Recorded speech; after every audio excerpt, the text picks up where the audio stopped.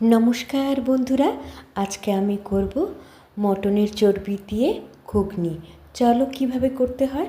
তো আমি এখানে হলুদ আর নুন, একটু চিনি ভালো করে মাখিয়ে নিয়েছি। আলুটাকে ডুমো ডুমো করে কেটে ধুয়ে দিয়ে তারপরে ভেজে রেখেছি। তো এখানে আমি কড়াইয়ে তেল দিয়ে দিলাম আর পেস্ট করেছি কাঁচা পেঁয়াজ, আদা, রসুন আর কাঁচা লঙ্কা, একটু সামান্য একটু শুকনো লঙ্কা। আর এখানে আমি মশলা করে রেখেছি, এখানে চানা মশলার একটা গুঁড়ো আছে, সেই গুঁড়ো দিয়েছি, আদা রসুন বাটা দিয়েছি এবং জিরের গুঁড়ো দিয়েছি, হলুদ আর কাশ্মীরি লঙ্কা সব কিছু দিয়ে নুন আর একটু চিনি ভালো করে একটু গরম জলে মিশিয়ে নিয়ে কিছুক্ষণ রেখে দিয়েছিলাম। তারপরে সেটাকে ভালো করে মিশিয়ে এবার কড়াইয়ে দিয়ে দিলাম। এবার এই মশলাগুলোকে, মিশ্রণগুলোকে ভালো করে আমাকে কষতে হবে যতক্ষণ না এই তেল না ছাড়ে মশলাগুলো থেকে।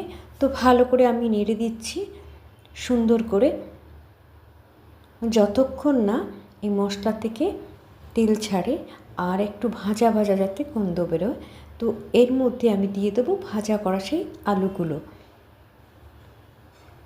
এবার আমি আবার একটু নেড়ে চেড়ে দেবো যতক্ষণ না একটু মশলাটা ভাজা ভাজা হয়।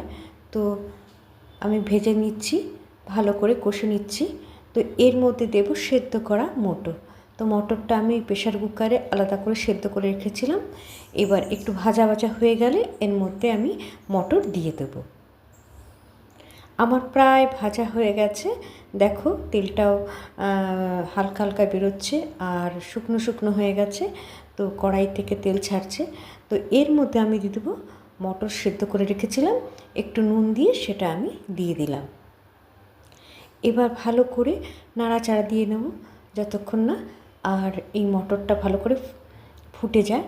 তো এই কড়াই থেকে আমি আবার প্রেশার কুকারে দিয়ে দেবো, আরও দুটো সিটি দিয়ে পুরোপুরি একটু ভালো করে সেদ্ধ করে নেব।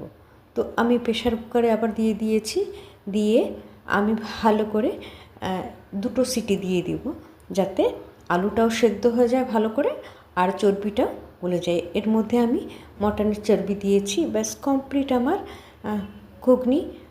রাতের খেতে বেশ ভালো লেগেছিলো, খুব টেস্ট হয়েছিল, আমার তো দারুণ লেগেছে।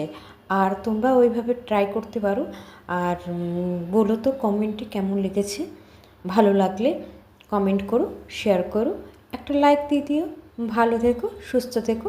রাতের জন্য রুটি আর ঘুগনি খেলে কেমন হয় বলো তো? খুব সুন্দর, তাই না? টাটা।